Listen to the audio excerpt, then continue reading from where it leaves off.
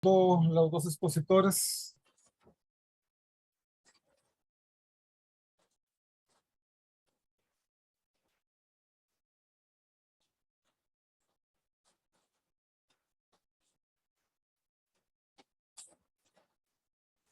Buenas tardes. Estamos hoy de nuevo con el ciclo de conferencias y reflexiones filosóficas sobre pensadoras contemporáneas, una actividad que está organizada por la sección de Filosofía y Pensamiento de la Escuela de Estudios Generales y la Asociación Costarricense de Filosofía. Este ciclo de conferencias se va a dar durante todo el año y hoy tenemos el honor de contar con dos exponentes en torno al pensamiento de Hannah Arendt. Primero voy a presentar a Janet Campos, primero voy a presentar a Janet Arrieta Molina y luego a Jerry Espinosa Rivera y exponen según el, el cartel, el anuncio. Luego cada uno hablará media hora y posteriormente tendremos 10 minutos más o menos para comentarios o preguntas. Bueno, Janet Arrieta Molina es licenciada en filosofía de la Universidad de Costa Rica y máster en filosofía por la misma Universidad de Costa Rica. Es profesora pensionada de la Escuela de Estudios Generales de la Universidad de Costa Rica, fue coordinadora de los seminarios participativos entre 1988 y 1992. También ha sido profesora de filosofía y filosofía del derecho en la Universidad Latina de Costa Rica entre el 2001 y 2017, así como profesora y tutora de tesis en la Universidad, por sus siglas, Ulicori 1978-1973. Es tiene el premio Jorge Bolio del 2017, otorgado por el Colegio de Licenciados y Profesores, Colipro. Eh, También cuenta con publicaciones en revistas como la Universidad de Costa Rica y en el Semanario Universidad. También participa en diversas actividades académicas y congresos. Jerry Espinosa Rivera es bachiller y licenciado en filosofía, magíster en ciencias políticas con énfasis en políticas públicas y gobernabilidad democrática. Actualmente es profesor asociado de la sección de filosofía y pensamiento de la Escuela de Estudios Generales de la Universidad de Costa Rica, en donde imparte desde el año 2004 curso integrado de Humanidades Unidos, lo que corresponde a los cursos de filosofía. Además, es tutor de la Cátedra de Filosofía de la Escuela de Ciencias Sociales y Humanidades de la Universidad Estatal a Distancia. Ha publicado más de una decena de artículos académicos en la revista de Filosofía de la Universidad de Costa Rica, Estudios Interdisciplinario Humanities, de Praxis y Escena. Además, ha participado como expositor y conferencista en congresos y conferencias sobre filosofía, ciencias políticas y estudios religiosos en Costa Rica, México, Estados Unidos, Estonia, Australia, Hungría y España. Entonces, como ya indiqué, vamos a darle primero la palabra a Jerry Espinosa.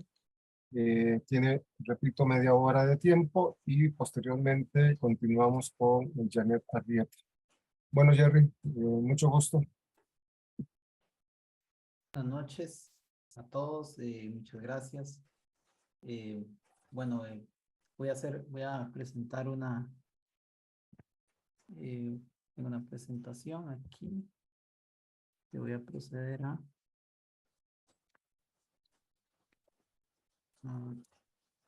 ver. ¿Qué? ¿La ven? ¿Sí? Sí, bueno. Bueno, yo voy a hablarles, bueno, en primer lugar sobre Hannah Arendt, que es una autora que desde hace tiempo me interesa porque sobre todo, bueno, no solamente es una,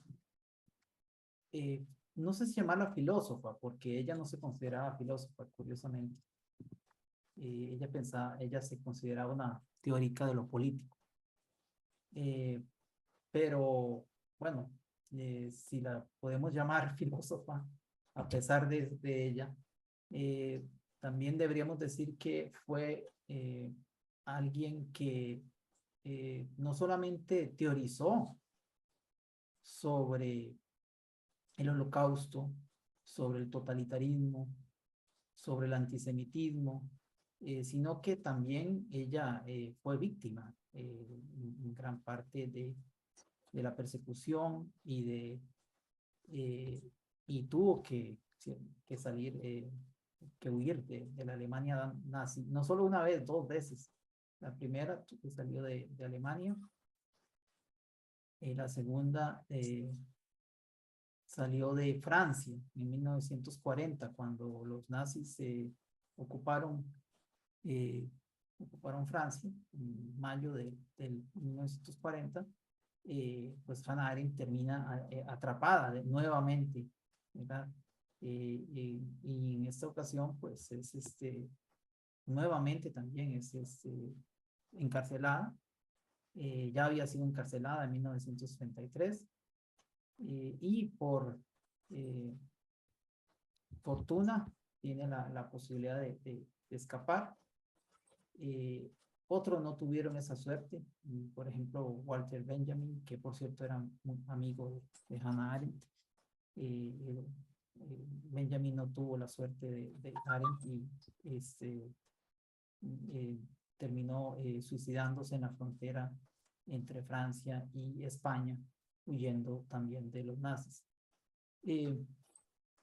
Hannah Arendt sí tuvo la suerte de salir y escapar a Estados Unidos y vive entre 1940 y prácticamente hasta su muerte en 1975, vive en Estados Unidos.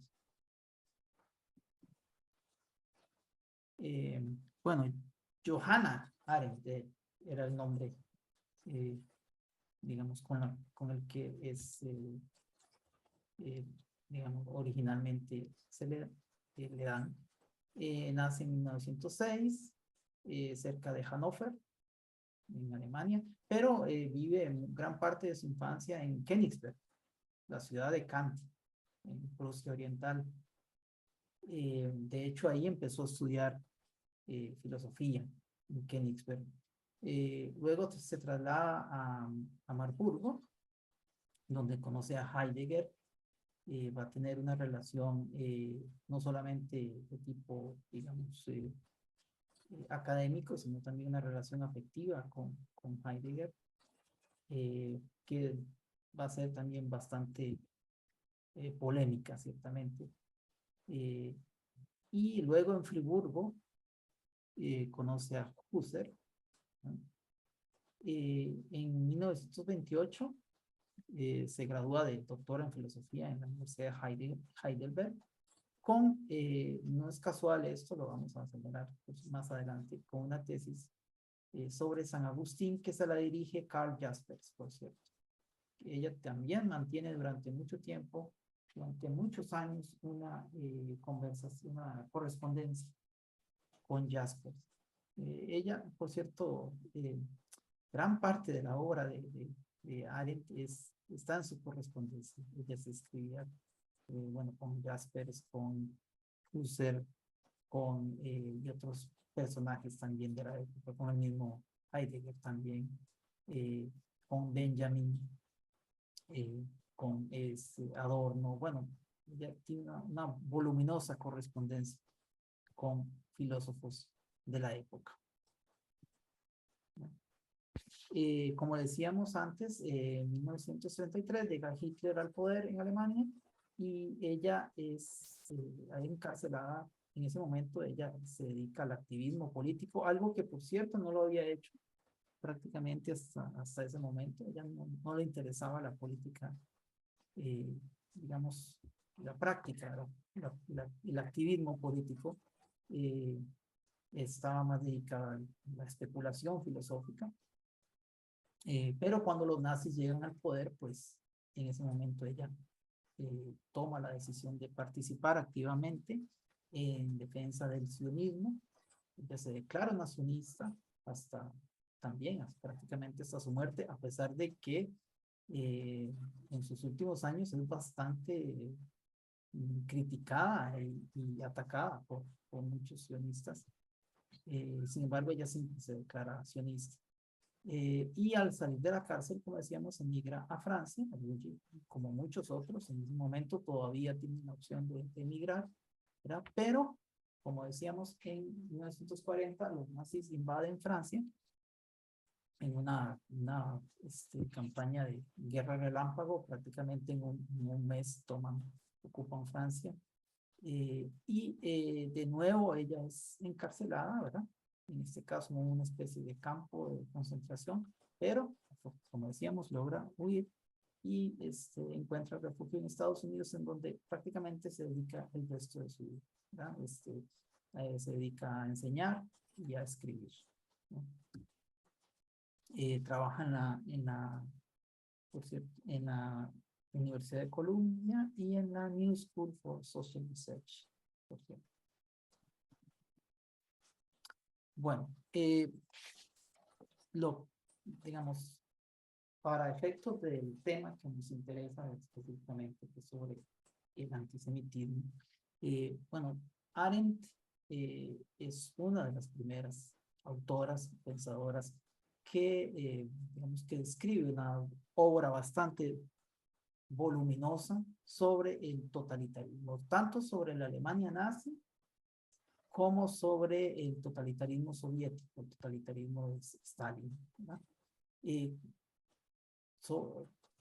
Bueno, sobre todo esto marcado por su experiencia traumática del nazismo y del holocausto que se había dado solo unos años antes. Esta obra es del 1953 prácticamente, o sea, estamos hablando de unos años apenas después del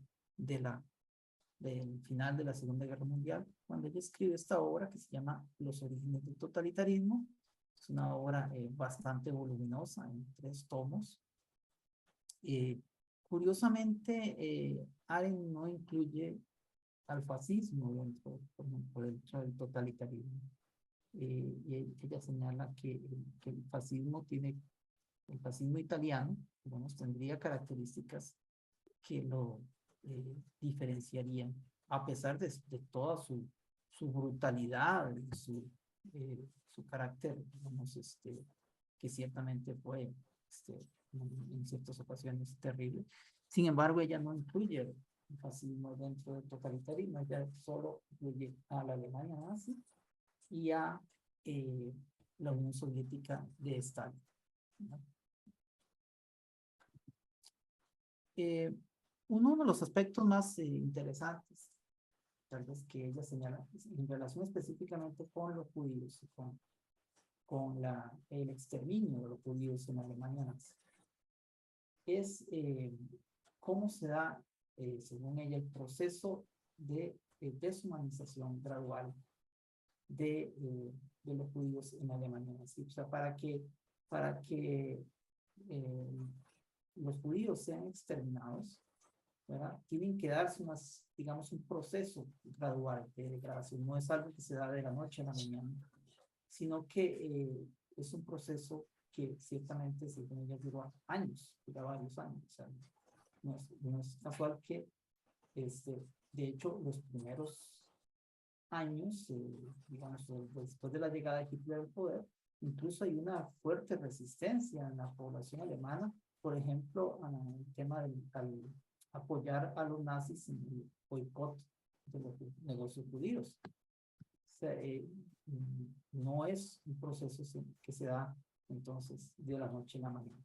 Entonces, ella señala que para que se dé, digamos, la deshumanización de los judíos, primero tiene que darse la exclusión jurídica, ciertamente, ¿verdad? hay un momento al inicio en el que se empiezan a eliminar los derechos. Un tema que Arendt va a repetir varias veces en toda su obra es la importancia, ella señala, que de el derecho a tener derechos. Es una frase muy eh, original de ella, ¿no? O sea, más que tener derechos, lo importante es el tener derecho a tener derechos. Bueno, y esto es lo que gradualmente los nazis van, digamos, eliminando a los judíos. Era ciertamente al principio se prohíbe que ejerzan ciertas profesiones, luego se les va excluyendo de ciertos espacios, ¿verdad? Bueno, el tema del boicot de los negocios. Luego, bueno, ya en 1935 se aprueban las leyes de Nuremberg que implican ya un salto, ciertamente, todavía mucho más, digamos, más grave, que es la prohibición de los matrimonios mixtos, porque hubiera matrimonios entre alemanes y judíos. Y no solo que hubiera matrimonios, sino que hay un intento de regular todos los aspectos de la vida privada, porque se prohíben no solamente los matrimonios, sino cualquier tipo de relación sexual entre una pareja, entre alemanes y judíos, ¿verdad? Obviamente aquí ya habría una profundización hasta que llega un momento en el que se les excluye de la ciudadanía, ser judío simplemente ya no es ciudadano alemán, ¿no?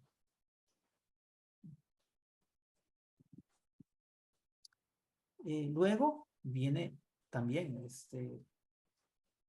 acompañado de esta progresiva exclusión del ámbito jurídico. Luego viene el tema de la exclusión moral, que implica una degradación, digamos, a través de la propaganda, ¿verdad? Donde se empieza a describir a los judíos ya como especie de, como subhumanos, como insectos, como animales. Ya se les describe como si fueran plagas, una plaga de ratas, insectos, ¿verdad? Se empiezan a utilizar términos, por cierto, un término los que utilizan es el término gusanos, que por cierto también se van a utilizar luego en Cuba, que es un término también que ellos utilizan para referirse a los judíos. ¿Verdad? Entonces hay una degradación ya no solamente a nivel jurídico, sino en el lenguaje, ¿verdad? En el lenguaje y la consideración de los judíos como seres humanos. Y por último, tendría el exterminio o la aniquilación del pueblo. El totalitarismo, según Arendt, es el primer régimen político que, digamos, no se basa en el exterminio de seres humanos. O sea, no, mientras que otros regímenes políticos modernos reconocen la condición jurídica de todos los seres humanos, en el totalitarismo simplemente los seres humanos son desechables. Existen ciertos seres humanos que son desechables, ¿verdad? Y que simplemente no, digamos, no tienen valor, ¿verdad? Incluso es condición misma del totalitarismo, el exterminio de otros seres humanos.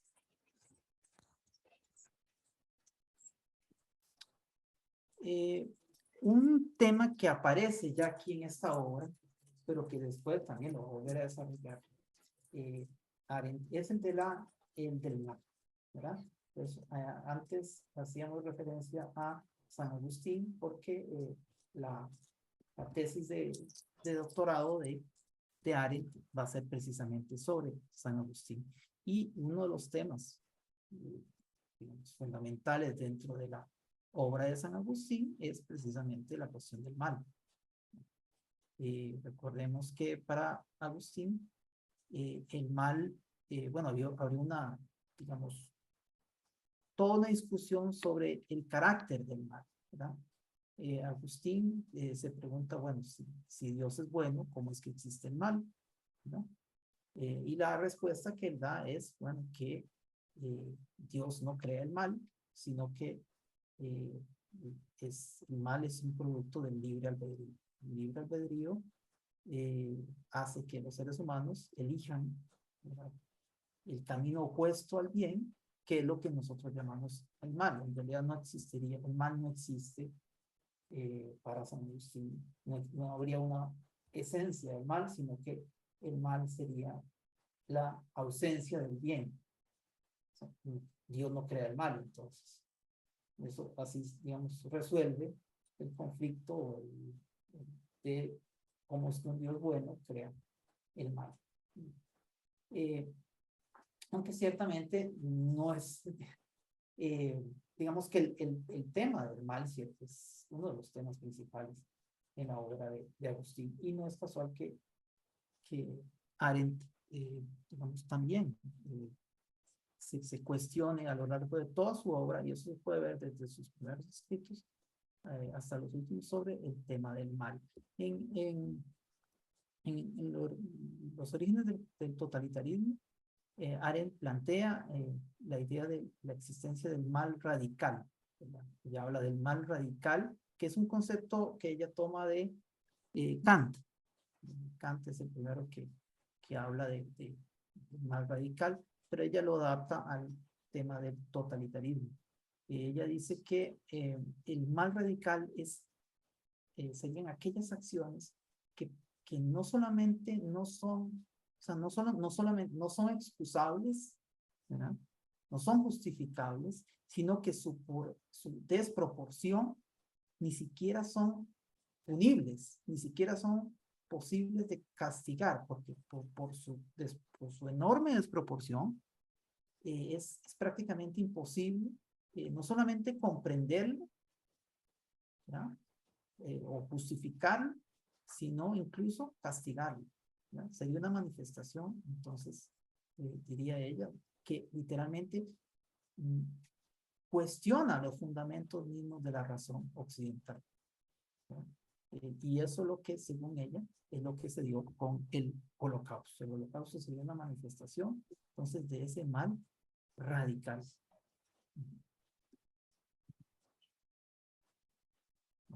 En 1961, ella escribe esta obra, que es de las más conocidas, que es, curiosamente, muchas veces se confunde el nombre, la gente piensa que la obra se llama La banalidad del mal.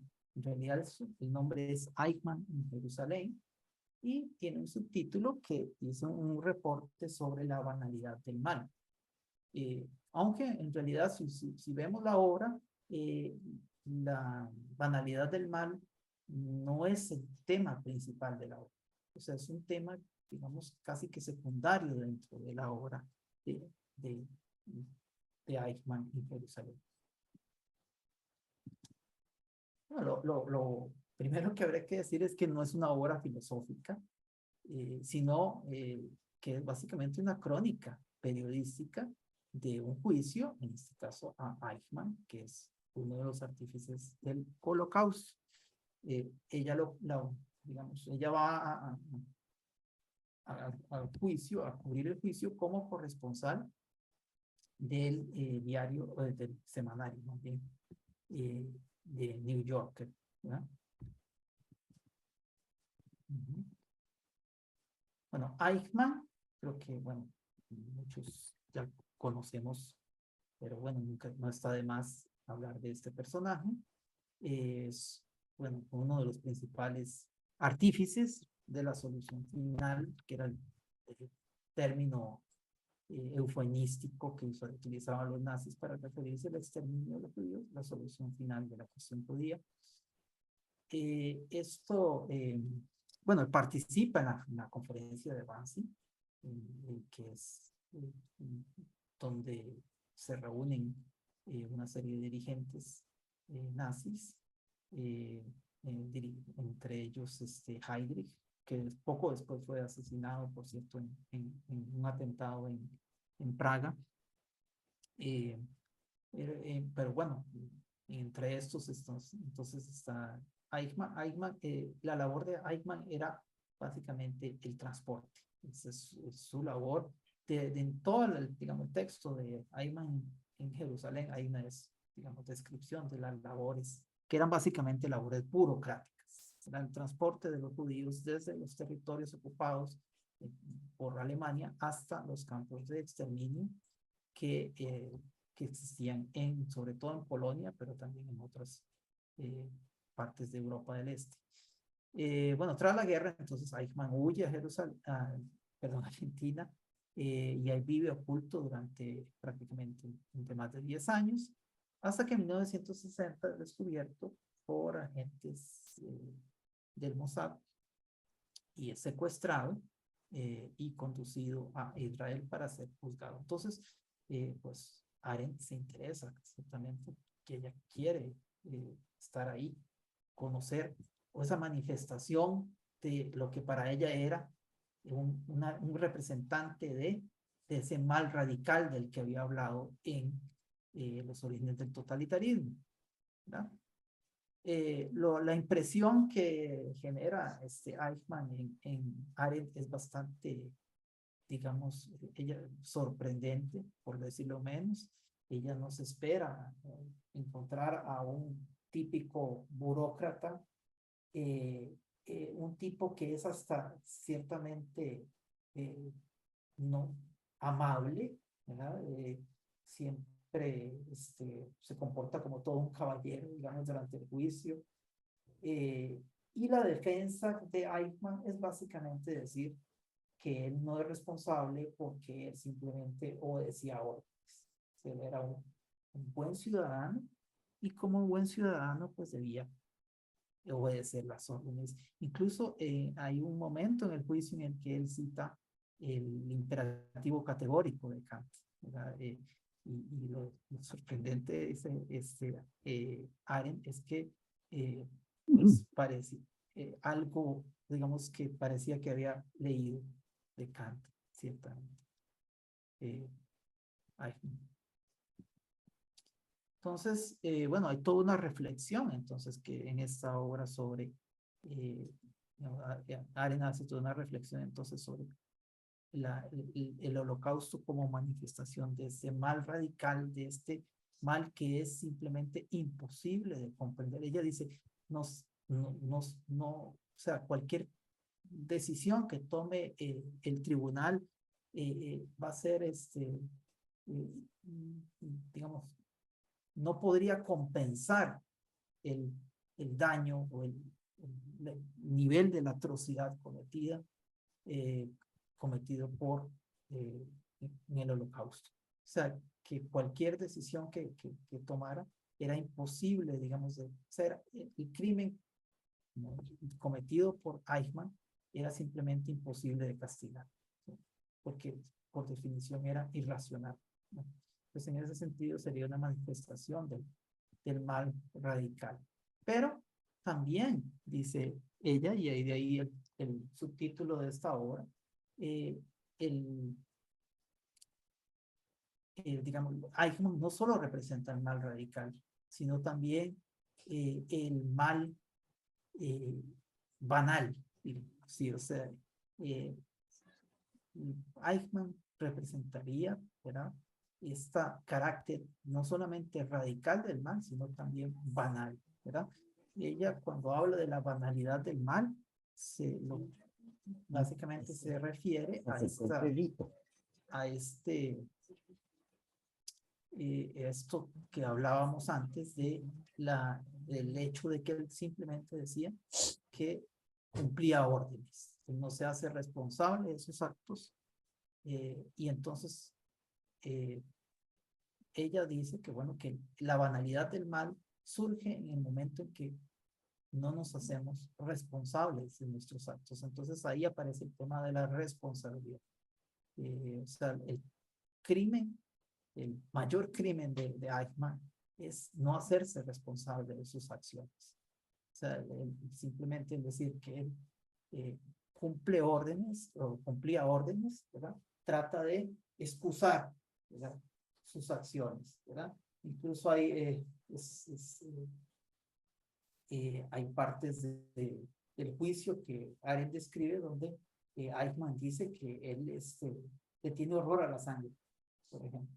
O sea, que él no soporta ver sangre. Que él nunca pudo presenciar una ejecución porque él no soportaba ver sangre. O sea, entonces es, digamos, el contraste, ciertamente, entre ese personaje, ¿verdad?, que aparenta ser tan sensible ante el dolor humano, ¿verdad? Y por otro lado, las acciones de las que es responsable es simplemente incomprensible. Y bueno, lo terrible según ella entonces es precisamente cómo ese mal radical, ¿verdad?, manifestado en el Holocausto es llevado a cabo por muchos personajes como Eichmann. O sea, Eichmann ciertamente no es el único, es uno dentro de un engranaje, dentro de toda una maquinaria de lo que ella llama, de hecho, ella llama los campos de exterminio, los llama fábricas de muerte. En realidad, más que campos de exterminio, son fábricas que producen muertos, ¿verdad? Y bueno, precisamente eso es lo terrible, y eso es lo más preocupante, dice ella, porque eso es lo que precisamente hace que el totalitarismo sea algo que, digamos, que no es llevado a cabo por monstruos o por seres perversos o psicópatas, sino muchas veces por seres humanos comunes y corrientes, como el caso de Eichmann. Creo que sería eso, básicamente.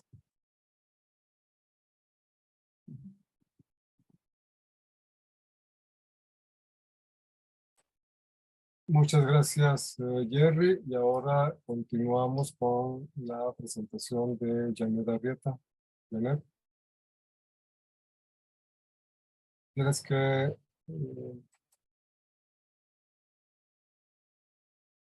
activar el sonido, Janet, porque Okay.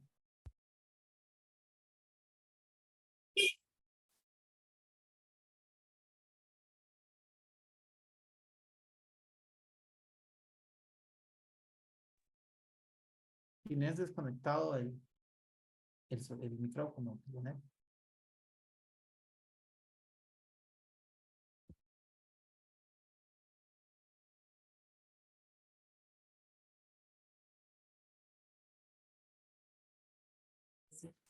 ¿Tengo el permiso para compartir? Carlos, ¿me puedes dar el compartir? Creo que sí, porque al haber compartido, ya, bueno. Sí, ahí está. Eso es. No me... Ya tienes el permiso, entonces. Sí. ¿Aparezco yo ahí o no? Sí, ya.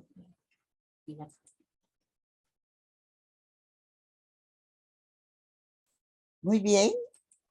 Muy buenas tardes a todos. Muchas gracias por esta oportunidad académica que nos puede enseñar mucho precisamente a partir de esas situaciones históricas tan difíciles, pero que de pronto tenemos que tener mucho cuidado de que no regresen. Por ejemplo, precisamente cuando Jerry nos habla de el concepto de banalidad, también vamos a analizar un poquito de eso en la situación que podemos estar viviendo.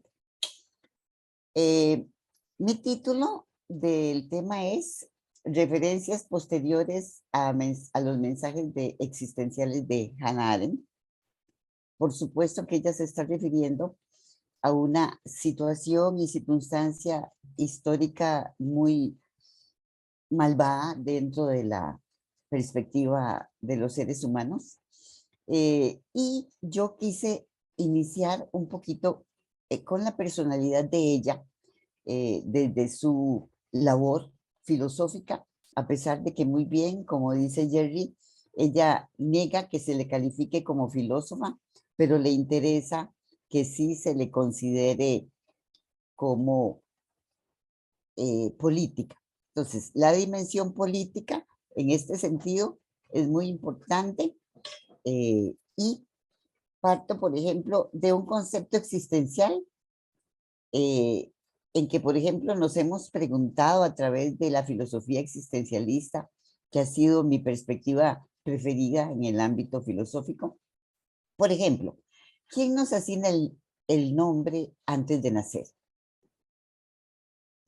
Yo también he percibido en estudiantes míos que obviamente muestran una insatisfacción bastante grande cuando se les llama por lista y el nombre, ellos hacen gestos de desencanto. Ella pregunta entonces, por ejemplo, también temas relacionados con la dimensión política y social de los seres humanos, por ejemplo, desde una perspectiva filosófica, existencialista, ¿quiénes somos en este mundo también? Y se me ocurrió también interesante percibir el significado del nombre de ella, porque no todo el mundo tiene la suerte, buena suerte de que se le haya asignado un nombre interesante. En efecto, como decía mi colega Jerry, ella es Johanna en el inicio. Sin embargo, se le ha determinado siempre como Hannah, que curiosamente es un nombre en hebreo que tiene significados como gracia, misericordia, compasión. De pronto, ella juega un papel en la historia de la filosofía muy ligado a estas acciones. Ella dice literalmente: siempre he considerado mi condición judía como uno de los datos incontrovertibles de mi vida. Nunca he deseado cambiar nada, ni rechazar nada.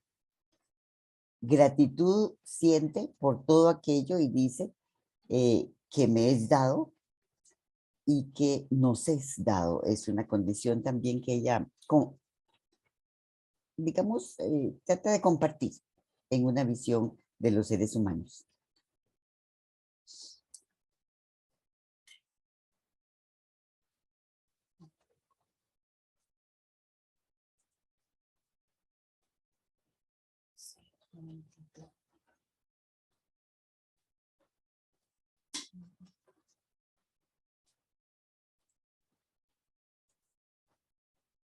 Muy bien.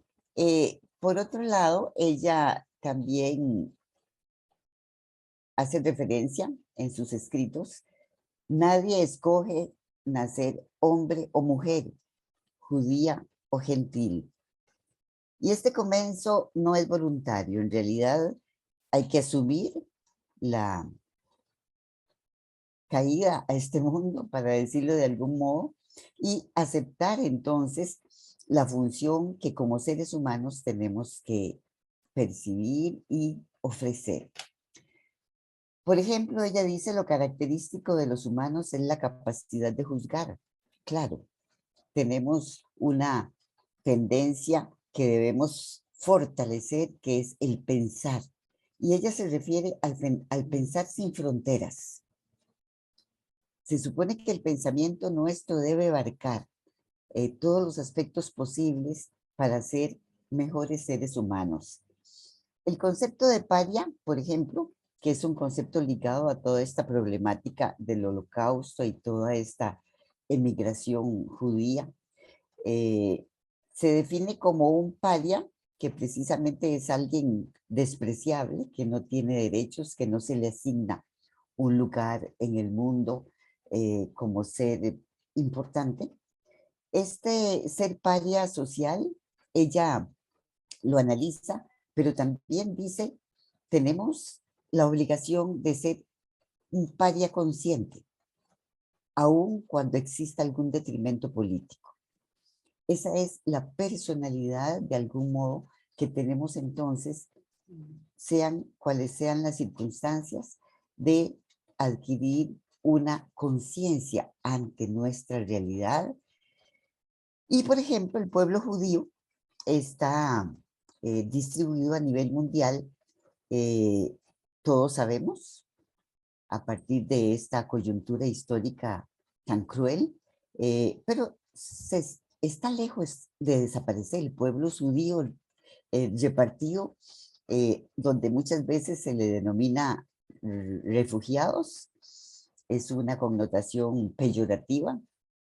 Sin embargo, existe el concepto de prisoners volunteers, conocido en la historia. Ellos tuvieron esa voluntad y esa capacidad de buscar mejores horizontes.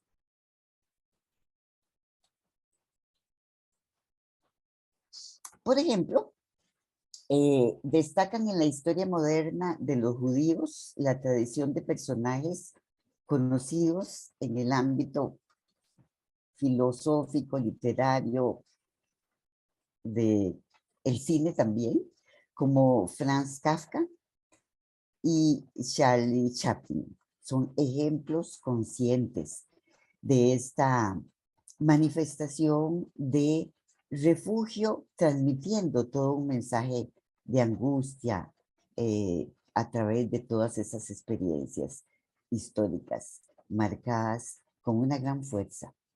Por ejemplo, Franz Kafka tiene referencias muy interesantes en el ámbito de la filosofía existencialista.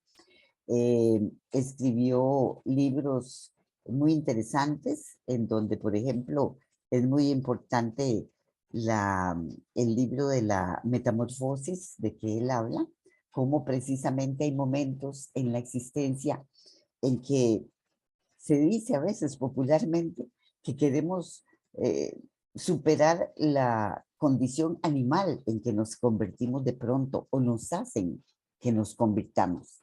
Desde este punto de vista, el ejemplo de Kafka es un ejemplo muy humano a través de su literatura y sus obras grandiosas.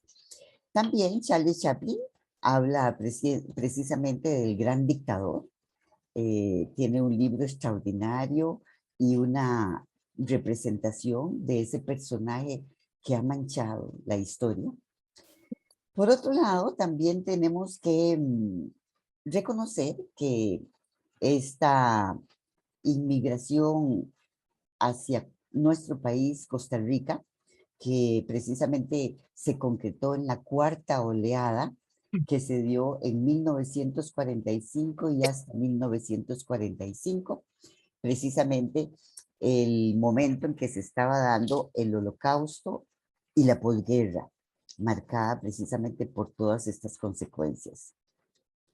Recordamos nuestras manifestaciones de inmigración en nuestro país, fundamentalmente de jóvenes que venían a hacer ventas caseras de algunos productos, inclusive que tenían que ver con nuestra comida, para poder sobrevivir, y se dice que a partir de la intencionalidad número uno que tenían, que era traer a sus familiares que habían dejado en Europa. A estos jóvenes se les determinó precisamente, y más jóvenes y menos jóvenes después, como el oficio de polaquear, que precisamente eran los famosos polacos que conocíamos en el lenguaje popular, denominados como clappers. Esta denominación de clappers es muy interesante porque ellos se movilizaban tocando las puertas de las casas para ofrecer sus ventas y hacían clap, el sonido precisamente en la puerta, para poder desarrollar su supervivencia a través de ese comercio. Sin embargo, es importante entender y aceptar un dato histórico muy importante. Estos judíos colaboraron con nuestra economía. Había gente que se hacía una manifestación dentro de una clientela constante, precisamente porque el servicio de llevarles a la casa los productos, etcétera, les beneficiaba. Hay que reconocer entonces esa contribución a nuestra economía. Por otro lado, tenemos también que validar, muy importante desde el punto de vista institucional y educativo, cómo se preocuparon por la educación. Uno de los institutos famosos que ellos establecieron en nuestro país fue el instituto del Dr. James Weissman, que es el colegio de la comunidad judía en Costa Rica. Precisamente se han preocupado porque se mantengan estas instituciones ligadas a este progreso. Ellos se sienten, y lo han dicho, orgullosos de ser costarricenses a partir de sus valores judíos y sionistas.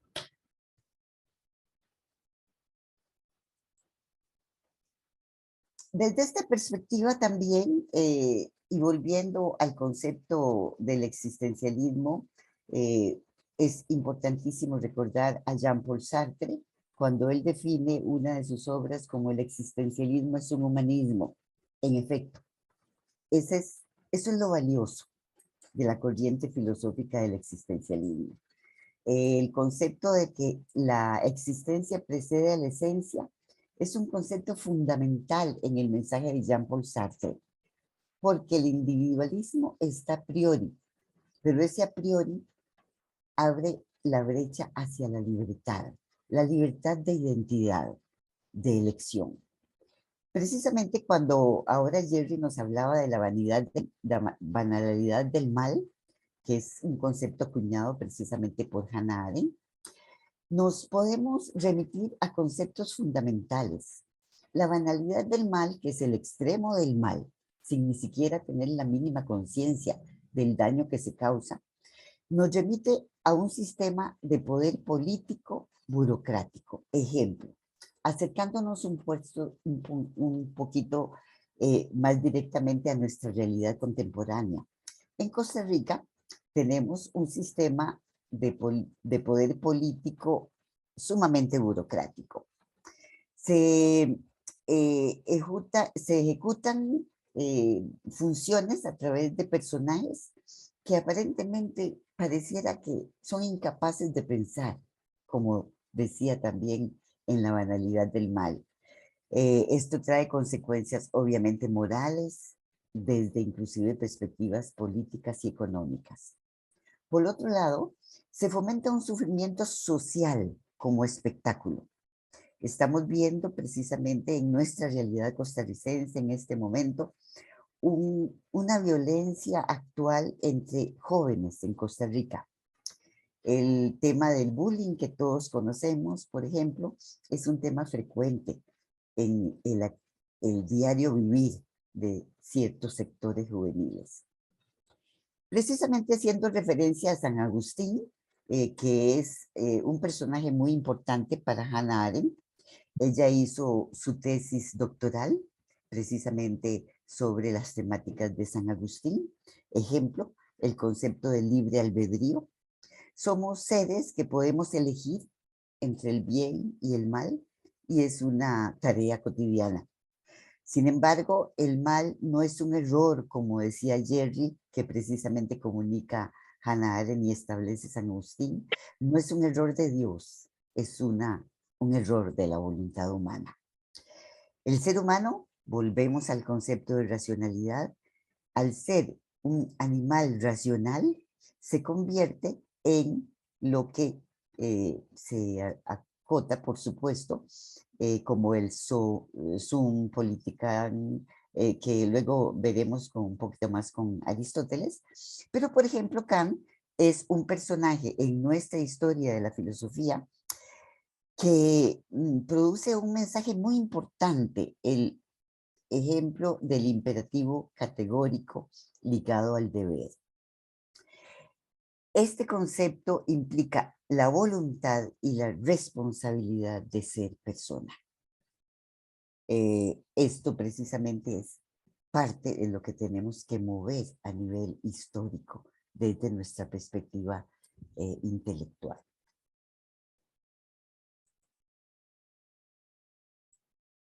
Por ejemplo, haciendo otra referencia importante al existencialismo, pero también a partir de lo que muy bien planteó Jerry sobre Heidegger, el ser humano, estableció Heidegger como una verdad indisoluble, es un ser que va hacia una finitud. Estamos inmersos en un mundo al que llegamos a través de una natalidad, pero no olvidemos que somos seres para la muerte. Pero a partir de ese trayecto entre la natalidad y la muerte, tenemos que cumplir con condiciones humanas. Somos temporalidad, y esa temporalidad implica una libertad y una responsabilidad en nuestros actos. Por otra parte, Karl Jaspers nos habla de un concepto impresionante, que es la situación límite, de la cual se tiene a veces muy poca conciencia. Somos seres inmersos en un destino, las situaciones límites. Esa situación límite nos hace precisamente la conciencia de nuestra existencia. Existir implica, ya sabemos, estar afuera. Es estar afuera, vincularnos con el mundo, con la realidad y las diversas problemáticas desde nuestro inicio en el mundo como seres humanos. Nos genera sufrimiento, claro, pero ese sufrimiento implica lucha. Hay que sentir que la lucha para enfrentar ese sufrimiento nos hace seres humanos más auténticos o menos. La lucha es difícil, pero también puede implicar una culpa porque realmente no se realice esa lucha, no necesariamente por la muerte que nos espera a cada uno, sino para la muerte, el concepto de muerte que nos rodea, familiar y socialmente.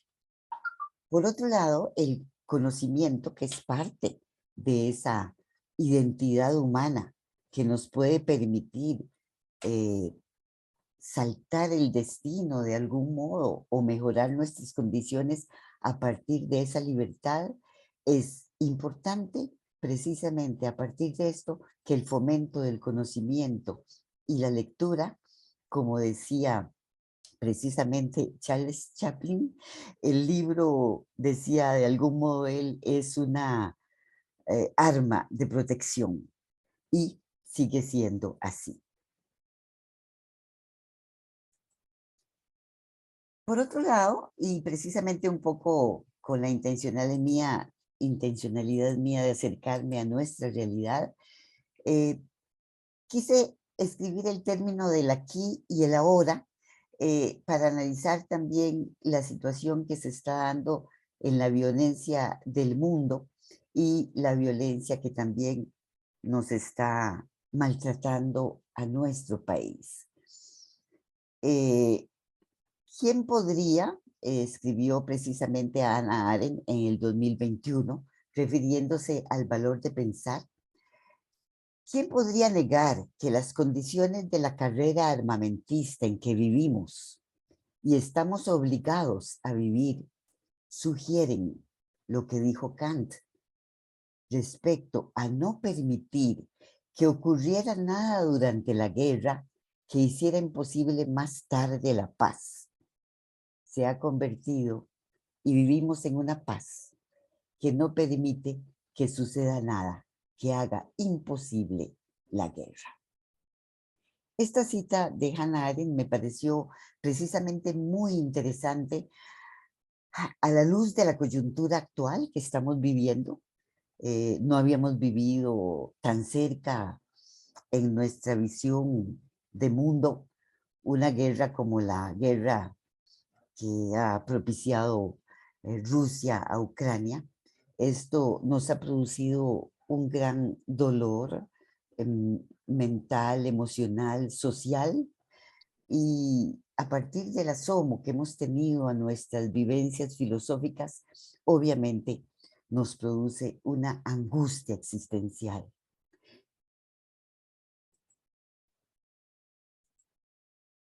Las consecuencias precisamente de esta violencia vigente, no solamente ligada a la situación de la guerra, a los resultados también que se han dado como una catarsis extraña después de la pandemia que hemos vivido, nos remite precisamente a la vida activa, no contemplativa. Precisamente se habla de este concepto, la vida puede ser contemplativa, pero si no es activa, no hacemos nada para enfrentar estas problemáticas sociales, culturales, políticas y económicas que se están viviendo. En la ciudadanía necesitamos ver cómo enfrentar ese irrespeto a la identidad del otro que se da con frecuencia. Este incumplimiento de los deberes y los derechos a los que todos somos llamados como seres humanos. La naturaleza, por ejemplo, es un tema que también tenemos que analizar, esta concienciación sobre la educación ambiental, que implica una experiencia tal vez no vivida mucho antes, que es la necesidad de la supervivencia biológica. Hay conductas entre nosotros los seres humanos que no son las mejores para enfrentar este problema del ambiente. Como hay basura por toda nuestra Costa Rica, para poner un ejemplo. Hay conflictos también políticos y económicos que son arrastrados por todas estas problemáticas de ausencia educativa y política en el buen sentido. Las instituciones costarricenses, sin duda alguna, son costarricenses históricamente también. La Asamblea Legislativa, otras valiosísimas como la Caja Costarricense del Seguro Social. Pero eso nos está mostrando un vacío en la función del sum politicum de que hablaba Aristóteles, que nos remite al concepto de república. Somos una república, Costa Rica, y el nombre nos invita precisamente a luchar más por este nombre. Vivimos una vida real que nos define como seres humanos.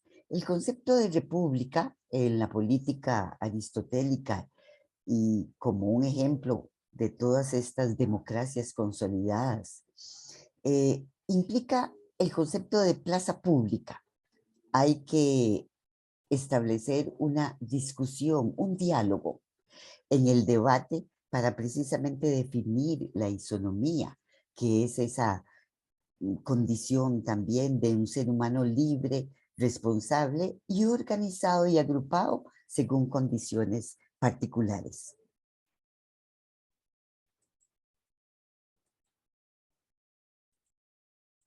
Por ejemplo, la problemática de la supervivencia biológica del ser humano me invitó a recordar el mensaje de José Ortega y Gasset, también con una lectura a la cual también hace referencia Hannah Arendt. El concepto de hombre masa ligado a la condición humana, que manifiesta conductas muy claras en algunas de las realidades políticas, inclusive nuestras. Cuando ella, precisamente, y ahora recordando la referencia que hace Jerry a Eichmann en Jerusalén, y precisamente cuando ella participa de algún modo como periodista en este juicio, posteriormente ella anota que se le acusa de que ella intentó defender a Eichmann. En realidad ella se niega a aceptarlo. Ella dice, yo lo que hice fue explicar por qué alguien como ese personaje tiene una conducta censurable, por supuesto, porque califica, desgraciadamente, fuera de lo que necesitamos en los seres humanos.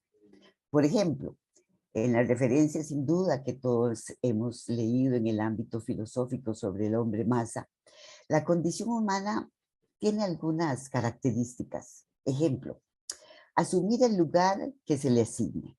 Eso hizo Eichmann.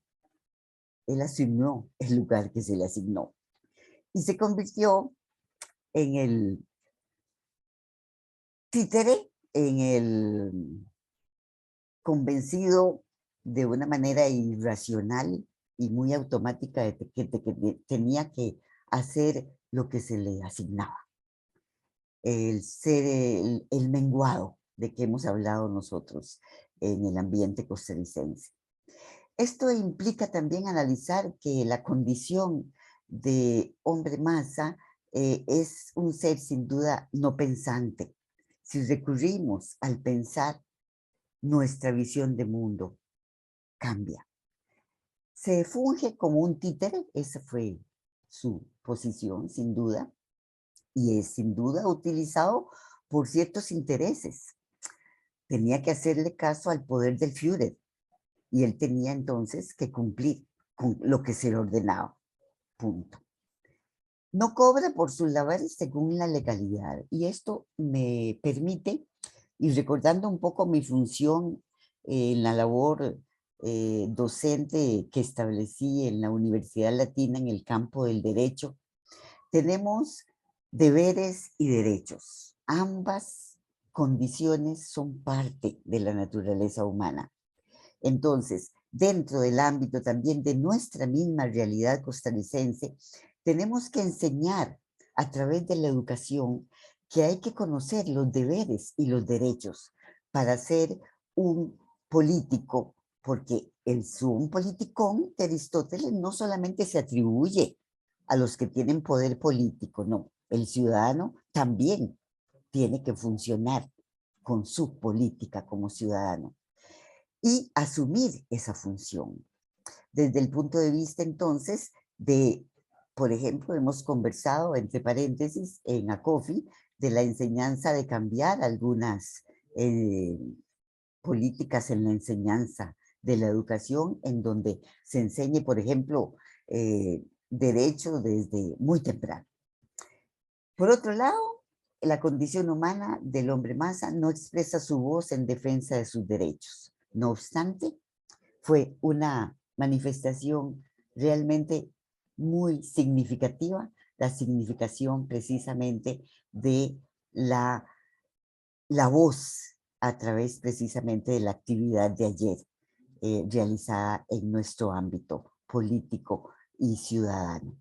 Tenemos que estar muy agradecidos porque fue una manifestación con todo un mensaje diverso de las necesidades del ámbito costarricense y no hubo manifestaciones de condiciones negativas de ningún modo.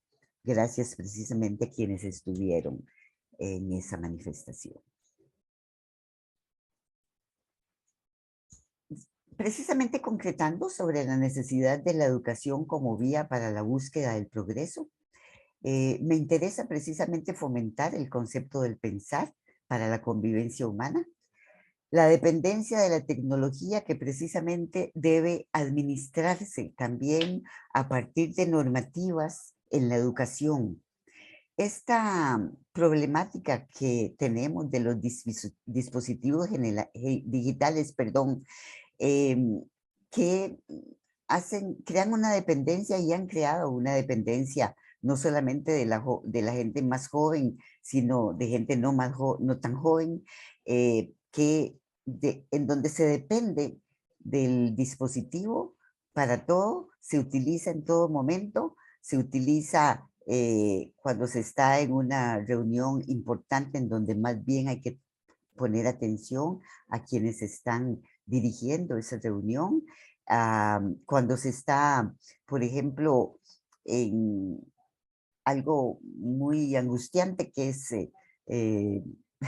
manejando en nuestras carreteras y calles y vemos cómo constantemente la gente se asoma al celular, motivo por supuesto de de ya muchos accidentes que se han dado. La ausencia precisamente de adquirir juicios propios cuando se depende precisamente de redes sociales, en donde no necesariamente todo nos dará una enseñanza positiva, sino más bien a veces se cae en banalidades. Por otro lado, las consecuencias de estas conductas inapropiadas de la ciudadanía hacen que podamos lamentablemente abrir brechas para un totalitarismo que no quisiéramos vivir nunca en nuestro país. La conducta precisamente del fomento del pensamiento a través de la educación y donde sea, a través de los medios de comunicación, por ejemplo, es un mecanismo de prevención de la barbarie. La distinción entre lo privado y lo público debe ser un deber convertido en derecho en nuestra Costa Rica, porque eso define la condición humana, y la condición humana precisamente tiene que progresar. El pensamiento crítico, precisamente en la metodología de la enseñanza, como decía, en las instituciones educativas. Creo que es muy importante, por ejemplo, un llamado a actualizar los contenidos curriculares en las diversas áreas y niveles de la educación. Hay contenidos curriculares que deben actualizarse porque quizás se recurre a hechos históricos que inclusive profesores universitarios de acuerdo han cuestionado el concepto de Juan Santamaría y estas cosas, por ejemplo. Esto me hace remitirme entonces inmediatamente al concepto de polis, la república, el concepto prefilosófico que es precisamente ligado y debe ligarse precisamente a ese origen de la filosofía como amor a la sabiduría. Y ese amor a la sabiduría debe ser una conducta constante y que debemos precisamente continuar enseñándola. Hay conceptos fundamentales como la autenticidad del ser, este ligamen muy importante al espacio dialógico. No tenemos que establecer conversaciones que no sean respetuosas. No, hay que ser muy respetuoso del yo y el otro. Este espacio dialógico hay que llevarlo a todas las instituciones de nuestro país, políticas, por supuesto, en primer lugar, educativas e institucionales y comerciales, etc. La ética implica un mecanismo de evitar el engaño y la falsedad. Diríamos que hay que fomentarlo urgente, eso. La gestión del ser humano como ser en el mundo y el ejercicio del pensamiento racional se constituyen entonces en una verdad que tenemos que anotar en la pizarra de nuestra cotidianidad. El valor fundamental en las gestiones humanas ligado siempre a partir del valor valiosísimo aristotélico de la prudencia. Janet, ya estamos sobre tiempo. Muy bien. Termino finalmente, precisamente, Álvaro, con una frase que quise elegir de Hannah Arendt, en donde ella dice: Aristóteles, quien usa los conceptos de reinado, aristocracia y politeia para referirse a las buenas formas de gobierno, piensa ya realmente que la cuestión de quién gobierna sobre quién o de cuántos ejercen el poder es el criterio decisivo para distinguir entre una forma y las demás. En otros términos, él describe la monarquía como el gobierno de uno solo, la oligarquía como el gobierno de unos pocos y la democracia como el gobierno de la mayoría. Eso queremos. Gracias, Hannah Arendt. Buenas noches. Bueno, muchas gracias, Janet. Si hay alguna pregunta o comentario.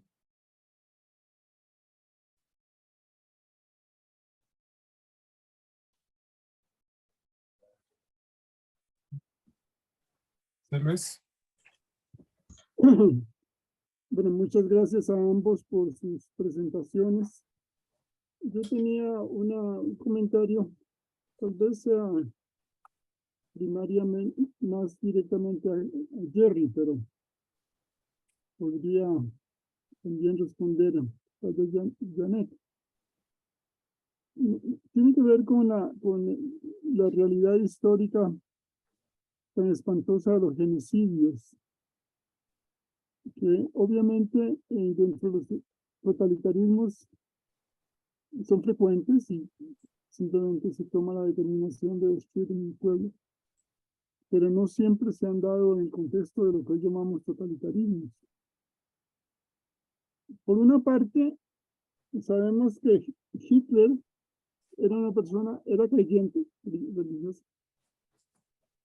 Y en el capítulo 2 de Mi lucha,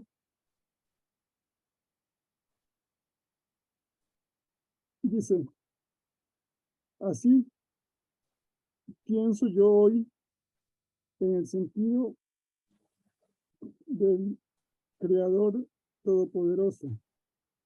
En la medida en que combata a los judíos, llevo yo a cabo la lucha por la obra del Señor. En el Antiguo Testamento tenemos un genocidio terrible. Capítulo 15 del primer libro de Samuel, donde Yahvé le ordena al rey Saúl que destruya al pueblo de los amalecitas y le dice al rey, no perdones, mata a hombres, mujeres y niños, aún los de pecho, bueyes y ovejas, camellos y asnos. Y el rey cumple las órdenes de Dios, eliminando, destruyendo a los amalecitas, pero no mata a los animales, entonces Dios lo castiga. Cuando uno se encuentra con esos textos en el Antiguo Testamento, la pregunta es, bueno, ¿qué clase de Dios es este? Hecha la pregunta a un teólogo en una actividad de coffee católico, contestó, es que el Dios del Antiguo Testamento y el Dios del Nuevo son dos dioses diferentes, no tiene nada que ver uno con el otro. Sin embargo, también eso es un poco acomodaticio, porque uno podría arguir que dentro del mismo Antiguo Testamento y la tradición judía hay varias concepciones de Dios, o sea, no es lo mismo este Dios tan terrible que manda la destrucción, hombres, mujeres y niños, incluso de pecho, a los amalecitas, víctimas del genocidio. No es lo mismo que el Dios de los libros sapiiciales, de los salmos y otras obras del Antiguo Testamento. Pero desgraciadamente la tendencia al genocidio es desgraciadamente muy frecuente en la historia. Y aunque no siempre, también la justificación religiosa existe y se da claramente en el nacionalsocialismo. Si acaso no es una pregunta, sino una observación, pues me disculpen.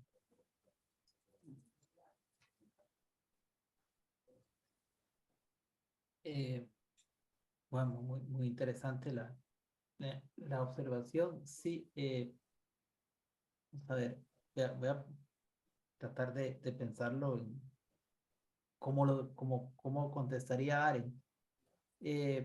Bueno, Arendt le interesa no tanto el tema de los genocidios en sí, sino del totalitarismo. O sea, en ese sentido, el exterminio de los judíos sería diferente a estos otros genocidios porque se da en el contexto precisamente de una sociedad moderna, ¿verdad?, que tiene la tecnología para exterminar, que además tiene un control total, precisamente de ahí viene el término, de la población, ¿verdad? Que además ve a los seres humanos como como meros medios, no como fines. ¿Verdad? Entonces, esto, digámoslo así, sería, según Arendt, propio de las sociedades totalitarias. Lo que dice Hannah Arendt es que las sociedades totalitarias solo se pueden haber creado en el contexto de las sociedades modernas. Y ese es el, digamos, el peligro es que, digamos, o sea, digamos, el riesgo es que la sociedad moderna produzca sociedades totalitarias. O sea, si pasó en Alemania, si pasó en la Unión Soviética, puede pasar en otros, perfectamente en otras sociedades modernas, ¿verdad? Digamos, eso no significa que ella, digamos, vamos a ver, digamos, no está juzgando en sí otros genocidios, ¿verdad? Digamos, ella podría hablar perfectamente del genocidio de los armenios o de genocidios, bueno, tantos, decenas de genocidios que ha habido, pero a ella le interesa en este caso específico es hablar de este genocidio que se da en el contexto de una sociedad totalitaria, ¿verdad? Y del riesgo que existe que, digamos, que la sociedad moderna deviena o se convierta en unas sociedades totalitarias.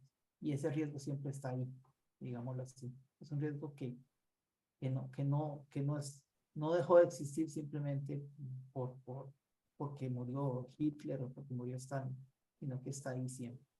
Entonces, en la medida en que son sociedades burocratizadas, sociedades de control, sociedades tecnologizadas, sociedades de masas, o sea, hay características de las sociedades modernas que son, digamos, que nos pueden conducir fácilmente a sociedades totalitarias.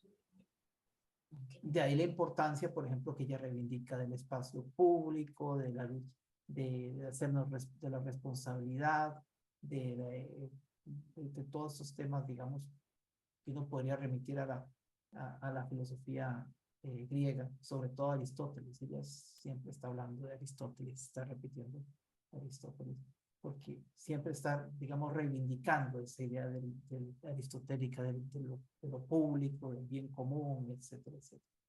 ¿No? Pero no, yo digamos que estaría de acuerdo con esta observación suya. Curioso que ella no habla, digamos, de la religión, digamos, no relaciona el exterminio de los judíos con la religión en sí, digamos, ni con la religión de los judíos ni con la religión de los nazis. Digamos que no es un tema tan importante para ella, ciertamente. Porque el tema de ella es el totalitarismo y bueno, cómo las sociedades se convierten en totalitarias.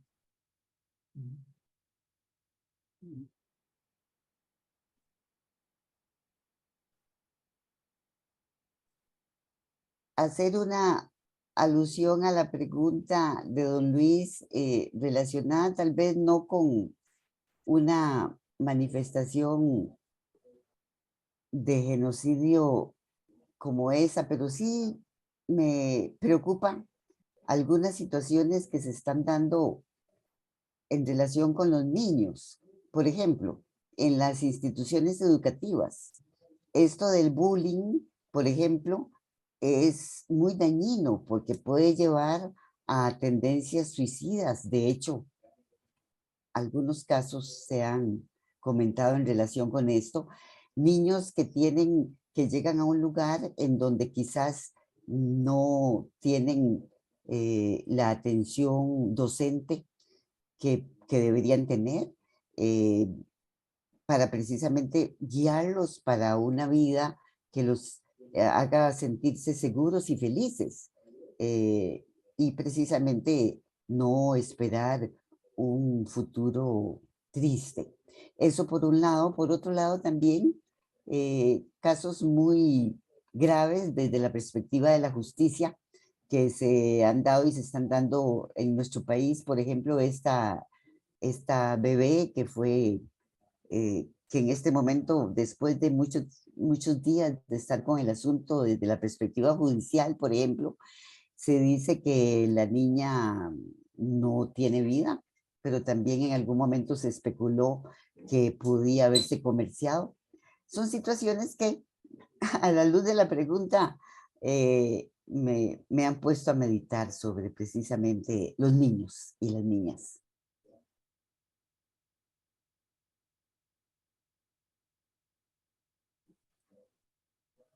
El asunto es que Hannah Arendt hace la diferencia entre este mal radical que es político y el mal de la vida cotidiana, que es distinto, ¿verdad?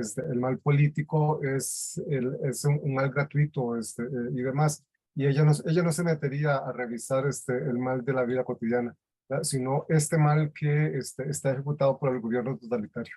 Claro, Alvarito, lo que pasa es que como un poco la intencionalidad mía era referirme a todo el mensaje de Hannah Arendt, pues se me ocurre que tenemos que evitar, quizás estoy comportándome un poco pesimista, condiciones que lleven a situaciones de ese tipo, esperemos que no, nunca. Ya, ok. Bueno, no sé si hay algún otro comentario o pregunta. Si no lo hay, creo que podemos terminar aquí. Sí, pero antes recordar que el próximo 12 de julio a la misma hora que iniciamos hoy, 5 de la tarde, de Costa Rica, Janet Arrieta Molina, quien hoy nos ha conversado y presentado su exposición, va a presentar la conferencia Perspectivas del legado de Honora O'Neill para la enseñanza de la filosofía, y entonces esperamos verles este día en esta nueva conferencia de este ciclo de conferencias, reflexiones filosóficas sobre pensadoras contemporáneas. Bueno, muchas gracias, que estén muy bien.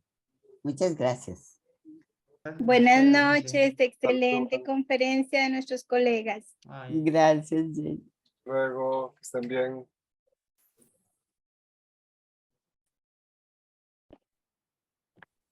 Ya terminé.